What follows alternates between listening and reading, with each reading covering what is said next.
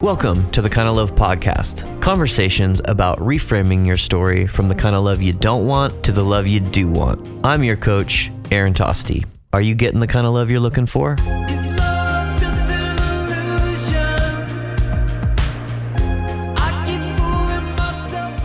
When we're motivated by love rather than fear, the story begins to shift and it begins to change. Hey, what's up, everyone? Welcome back to The Kind of Love. I'm Aaron. This season is going to be all about the aftermath of breakup. It's about healing and loving and accepting yourself. And what are some of the ways that we can equip ourselves with the tools and mindful practices that lean into healing our wounds from the past so that we can create more of the love that we want in our life. I'm excited about this first interview. It's with my brother, Dave. We've known each other for a little while, and when we recorded this, Dave unfortunately had just gone through a major break with a fiance, and his openness and willingness and vulnerability to even have this episode shows a lot about his character. But I really want to explore these painful stories and painful wounds of our past that we bring into our relationship. And ultimately, we get our emotional buttons pushed a lot in our relationship. And I believe that we don't just overnight fall out of love. We fall out of love one unloving behavior at a time. Is it possible then that we can restore our relationship one loving behavior at a time? I want everyone to know they can restore their relationship one loving behavior at a time. But it always takes two to be in a relationship. So I talk with Dave in this first part about how to cultivate a conversation in your relationship at the very, very beginning to create a foundation, a grounded foundation to be able to continue to trust and love each other. Because I believe that when our emotional buttons are pushed in a relationship, it's not really about our partner, it's actually about us. And that hurt and pain and frustration or annoyance or disgust is really about our pain from the past that we need to overcome and heal. Our partner's behaviors just reflect back onto us that pain and that hurt. And that's why you've heard the phrase, hurt people, but I believe healed people can actually heal people. So how do we cultivate a relationship where you don't harm each other and where your partner isn't your problem and where you recognize that your wounds actually are the problem? And I talk with Dave about how he set up his relationship with his partner to not harm one another. And sure, we're imperfect human beings, but it's important that we create space in the relationship to give ourselves the love and respect that we need to heal. What do I mean by space? I mean the ability to have compassion, empathy, trust, to not react or harm your partner. The ability and emotional intelligence to understand that the pain that you hold on to is not about your partner, it's actually about you. Learning to love and accept yourself so you can grow back your relationship one loving behavior at a time. When we get committed to truly loving ourselves in the relationship, we innately become committed to loving our partner in the relationship. When we begin to understand how to choose ourselves in the relationship, we then have the capacity to choose our partner. Dave and I grew up obviously under the same roof, and I believe that this story that I'm bad, this shame story, we bring into our relationship and we let it wreak havoc because we believe that we're bad. And if we believe that we're bad, then that shows up in real life. And our brain wants to reinforce that story. But the truth is we're not bad, and we need to look at that shame and shine a light on it so that we don't keep repeating the cycles and the patterns that harm each other in the relationship. This episode is brought to you by me, a personal coach. I work a lot in self-love and self-acceptance. You can go to thekindoflove.com and sign up for the newsletter, and you'll have updates on the podcast and be sent love inspiration. So with no further ado, here's a couple brothers talking about love. All right, here we go. We're starting. We were talking about, who knows? I was up there. No, you came down here, we started a fire, and I was like, are you recording? I already forgot. It's so great when that happens, isn't it? That, it reminds us that we just get the moments. We don't always get to record the moments. So whatever. Moving right along. There you go. We were talking about awkwardness. Yes. There was an awkward, funny thing that we were joking about. That was great. Okay. Let's wait for it. They're always like boomerangs, I find. You just got to throw them. We've already thrown them. Now we're just like, okay. All right, we'll wait. It shall return. The gods shall channel their geniuses through us. That's right. Well, awkwardness, like thisness that we're having right now. Yeah, we're talking about. That's okay. Come on. What's like the most any relationship you've ever had? What's the most awkward moment that you've ever had? Now, are you doing like a intro? Really, like a? I'm gonna do an intro before this. That's like prefaces the thing, so we can just get right into being our true selves. Okay, you're not like, hey, this is my brother. I'm on the show. Yeah, today. This is Dave. If you didn't listen the first time, this is my brother Dave. We're on the podcast. We're going.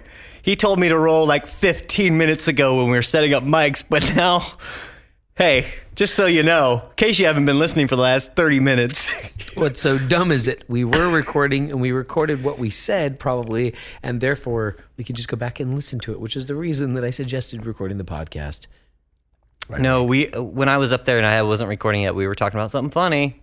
That was the boomerang moment. That was. Okay, well, it'll come back. Like for me, I had like I've just stood there when I liked a girl and just like, especially young Christian awkward years, like just stood there and just like looked at each other and didn't know what to do. You know what I mean? When you're having like a non-conversation and you're just like, oh, I don't know what we're doing, but I like it. It's weird. You really did? Oh, yeah. Oh, that's amazing. Or we talked about on the last episode how like I made a rule that like me and one girlfriend, like we made a rule to not make out for 3 months, which is a terrible idea. Especially when you're anywhere in if you put anywhere a teen human? At the end of your, if you're human, if you're teen and beyond, that's a terrible idea. Oh my gosh. Okay. So, wow, that's trippy. I don't know that I've had an experience like that where you're just you like, can't just cherry pick an awkward moment. I know I've clearly had them, I'm certain, but I see. My past awkwardness overfloweth with good. That's. I think it was like every moment was awkward. Being like a 17-year-old in love, who's a Christian, who can't have sex, or who's bad for thinking sexually at any level. Yeah. And so I think I'm not getting a specific example right now, but I think just experiencing that mental, emotional, spiritual like tension every day just puts you in such a like constipated is the only word that comes to me. Just that, right? Just freaking, just constantly tormented. It's like, and I think that's not a funny, awkward story, that I could think of right now, but it that's definitely just was pure, just real awkwardness. It's like the most, it's the depth. It's the essence of awkwardness. Yes, it's definitely a deep level of awkward. Yeah, I mean, we both grew up with that same belief system, right? Yeah. Like, I don't know what to do. Like Josh was like, I don't know what to do with my hands even. I just don't know how to like touch a human of the opposite sex or that I might be attracted to or whatever.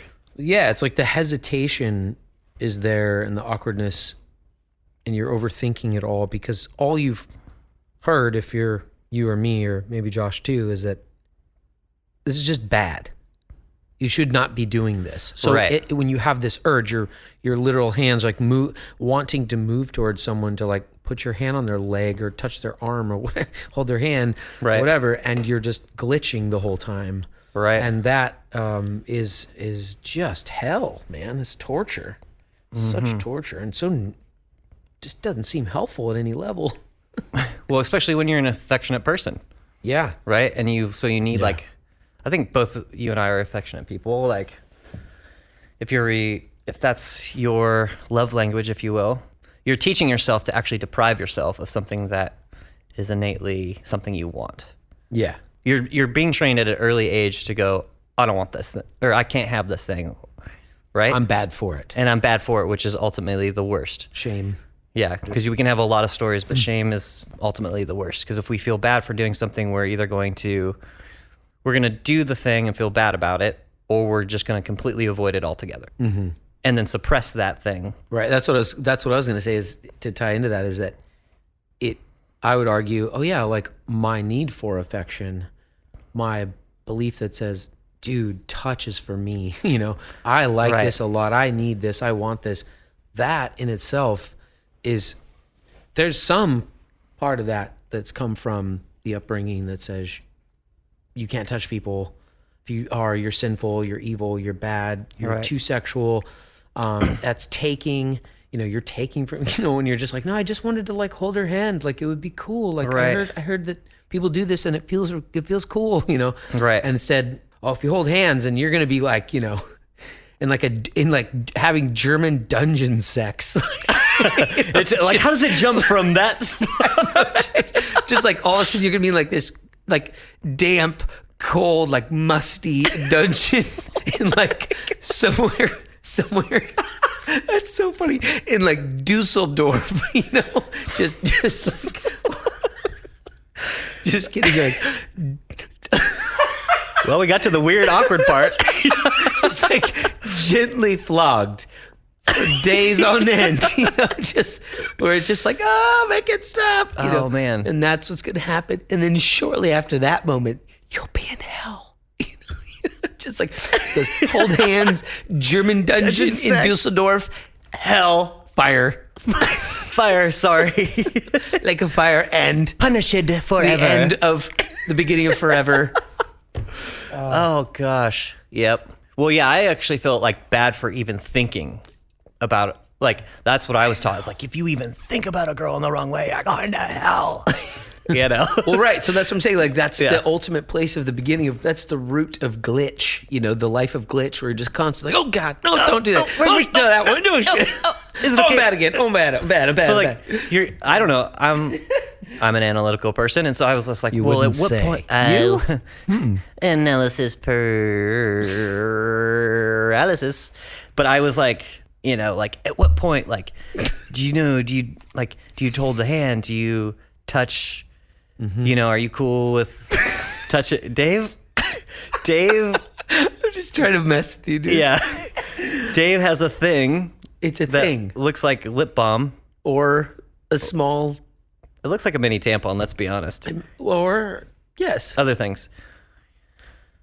But it smells really good. You know what? We're starting this. I love this. It's great. No, we're not. We're not starting this over. I killing this. love the way we started this. Okay, Yeah. so Sorry to mess with you. I threw you off. that's fine. I don't even want to talk. That's what I want you to talk. What I want in my life is I want to go on more podcasts and try and mess with the host. Just try and throw them off. No, I'm actually hosting you. Okay, I got one. I don't know. Maybe it's relevant. Don't you love that word? Relevant. When was it relevant? Just then. Actually, I'm not sure if it was then, but it might be in a few moments. Wait. Is it relevant yet? Nope, it's over. Past. Sorry. Sorry. You know what? That story sucks. Let's move on. It's not really. Moving right along. Do you want to just jump straight to the deep ocean of melancholy that you feel inside after a painful relationship that has just sucked the life out of you? Record scratch. There it is. Well, let's talk about giving space in a relationship. Okay. Giving space. Like, how do you see space show up? Like, when you need a moment of space in a relationship, when you're like, I'm having this moment, I'm really pissed off at you, and I'm really triggered, emotional button, hit right the heart. What does that look like for you?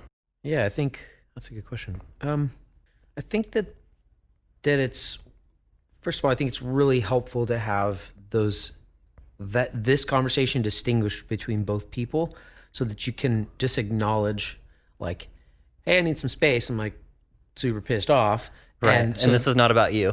yeah, but- and like, yeah, I just need a moment. And I think what's very common for us humans is to to be in that moment where you're pissed off or frustrated or something comes up, and either yourself or the other person can be in a place of like wanting to hurry up and fix the conversation or end the conversation or get it wrapped up, and put a bow on it. And Yeah. so it's really important to, be in a place where you can really respect one another and just say, hey, you know what? I'm getting pissed off, or I'm getting really upset, or I want to cry, or whatever's coming up for you. And like, I need a moment. And, and then to be able to like really take that step and be in a place of really believing that for yourself, to say like, I need to actually like walk outside. I need to go get my car. I need to go for a drive. I need to like actually remove myself, because it's easy to get quickly, like even in a house, to get quickly pulled back in like in 5 minutes when you needed like 5 days to like sit with whatever it was. Right. So And changing your environment. yeah, absolutely. And being in a place of like, just honoring that for each other, being like, okay, that's cool. You know what? Yeah, go work that out. Cause that may not be about me at all. It might be about the other person's stuff. And I think it always is, but that's my belief on it. And I'm sure you would agree. And I think when you're in that place and you give the person the space and time to go do and work through whatever that is, and it looks different for everybody, hopefully not just like going around for 5 days being pissed off at you, but the point is to like hopefully take a couple days or a couple minutes or whatever you need and sit with it and go, why is that? Like, what is it about that really at the core of me is tripping me up, And then I think what my experience has been, when you have that space, it's just so helpful. There's such a better flow in the relationship, and that you're stepping out of the way, you're taking yourself out of the way, and you're not causing the other person any harm or any tension, and you're giving them space as well. Like when you're taking space for yourself, it's like, okay, I'm pissed, I gotta go get my car. You're also giving that other person space. And sometimes people are in a unhealthy state, and I've been there a trillion times, of wanting to fix it in that moment, like I said, and being like, no, let's talk about it. We got to make this right now. Like I don't want, because none of us, I don't think any of us really want to sit for 5 days in that disconnected sort of guttural feeling in the body where you're like, we're not connected, and it's been 5 days and we're both upset at each other, or this person's upset at me, or I'm upset at them. And to be able to just come to a place where you can give the person the space and also say, hey, I care about you. I know we're frustrated right now. I'm so for you. I believe you're for me. And this is helping us. And this is allowing us space to heal. Yeah. And not have to live in that disconnection for 5 days, but to just say like, okay, cool. Like we're working on this thing. I'm not gonna like hold a grudge, or like, hey, I am really upset at you, and I get that, and I'm sorry. I don't want to cause you any harm. Yeah. I'm feeling disconnected. I'm feeling frustrated. I get that it's my own shit, and I'm working through it. And if you can be humble enough to do that, and it's not easy. I mean, I think our ego just wants to slam in the red line and go, no way, dude, I'm going to be right, Yeah. And to be able to trust with one another becomes, that alone in itself, it draws deep roots. And it allows the relationship to sort of feel anchored, like, all right, like it's cool.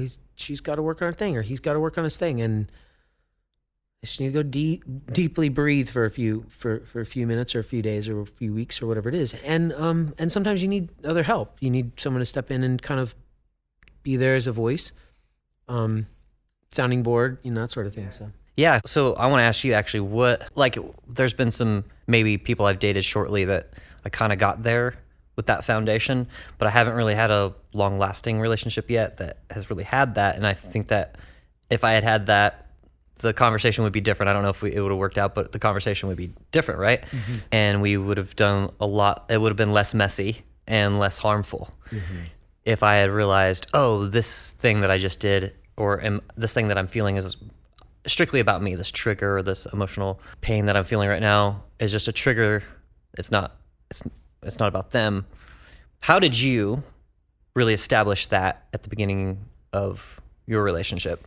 Like, how was that established? Because I think that's hard. I think for me, that's awkward. Like, oh, at what point are we dating? And then I've got to, like, you know, at some point start this. I'm like in this romance with this rad person. And then all of a sudden I'm like, well, I kind of need to talk about this thing that's a little bit more serious and cultivate a foundation first so we can really be at peace if these things come up later. Like, I don't know, I'm a planner, so I like to plan into the future. So if I'm in a relationship, like how did you have that conversation of like, hey, I really want this to be an open, honest relationship where, you know, if something comes up, you know, I want us to be open and honest, and I just want you to know, you know, from the love coach that we worked with, her words around that were, you know, I just want to let you know in this relationship, you're not my problem, but I have to work on my emotional wounds. And I'm like using you as my trigger form, and it's never going to be about you. But I understand I have a wounded past. Yeah. Yeah, I was right from the beginning. Really? Yeah. Yeah, it was just for me. Like first date, second date. Gosh, I said a lot of stuff on our first date Really? that was very clear. I have a fear of that actually, because I have fear that like, oh, they're going to be just overwhelmed with all my honesty right up front. Yeah. Well, I think that's true, and I'm you know, land in the heart of my sleeve guy so hard sometimes that I totally get that may be overwhelming, and I'm not saying you have to. Here's everything I believe a relationship should look like. Yeah, no, you know, yeah. and just like lay it all out, like everything, and I don't think that's. But you guys helpful. cultivated that conversation really well. Yeah, I mean, I just see dating, and I've done so little dating in my whole life. I mean, if you scope of being 41, really compared to Right. a lot of people, I was married for a long time, all that. So I just believe, like, you know what? Like, I'm stoked to go meet another human. They could be somebody really cool, somebody that's not cool, someone that you connect with or don't, someone that becomes the love of your life, or just like somebody that you hung out with for a little while, right? So there's all these facets of it. And for me, going into it thinking that and just being very like, okay, what's my intention for this? Like, why wouldn't I be the most authentic me? Why wouldn't I share what I think, like, hey, like, I have 2 kids and I'm like this, and I think this thing, and this is how I do, and I'm a photographer. And like, it doesn't mean, again, I don't mean like unload on someone for 2 hours about like, and then like get the same back. Like that might be a pretty, and I think you have to be sensitive and feel where people are at. And if people are feeling closed or fearful and you can sense that and tune into that, I think then you can kind of know where to navigate in the conversation.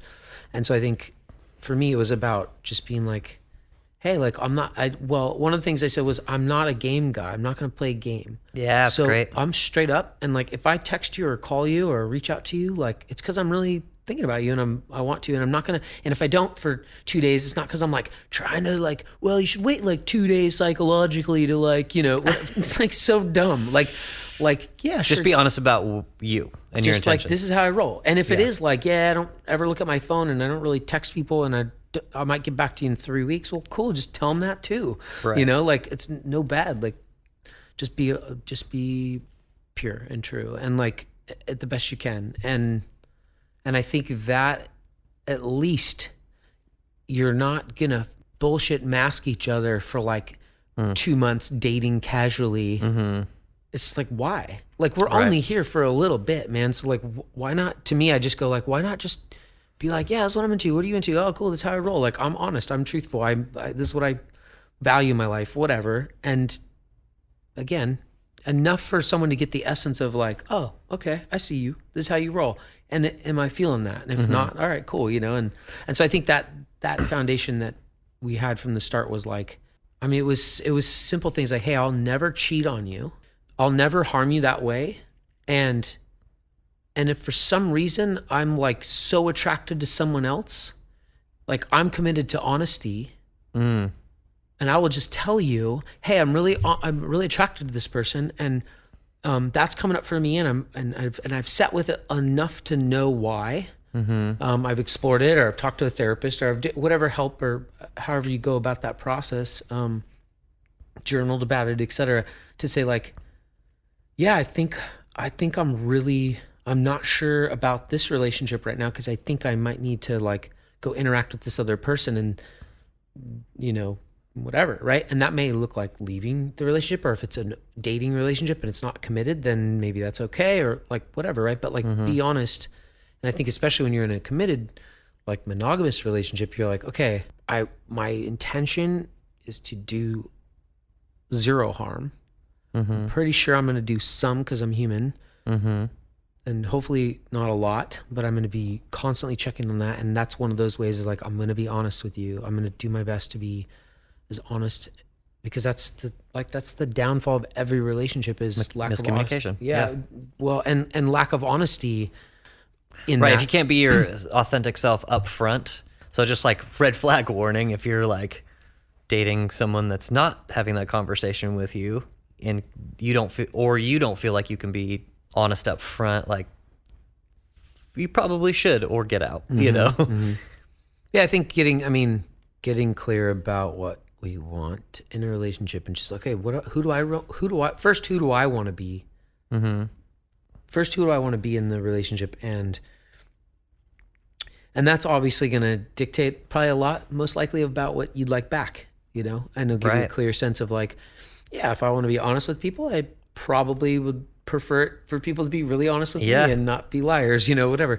Get what you want to receive. Yeah. So, and I think that alone is like, then when you just start, anytime you enter a relationship at any level, you can kind of gauge pretty quickly like, oh yeah, this seems like it's kind of on that track, and and hopefully in alignment with what I want. Yeah. That's great. I love that. Yeah. I don't know if either of us really saw that growing up, so to learn that later in life was hard for me. And I realized, I want to sit there and like grieve over that, almost like, why didn't I? Yeah. And then beat myself up for like, why didn't I know this?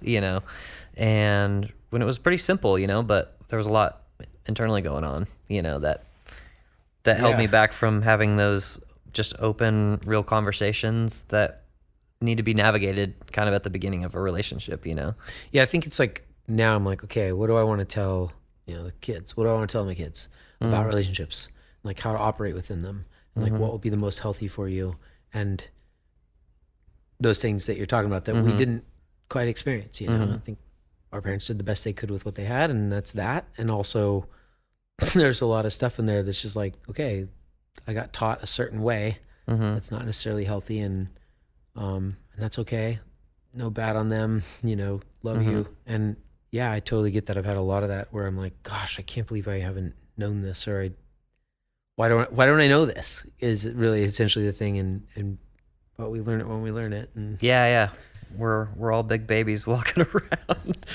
Big babies. Tall child's just walking around. Bunch of babies. Yeah, a bunch of big babies. Huckabees. Everything comes back to I Heart Huckabees. Dang it.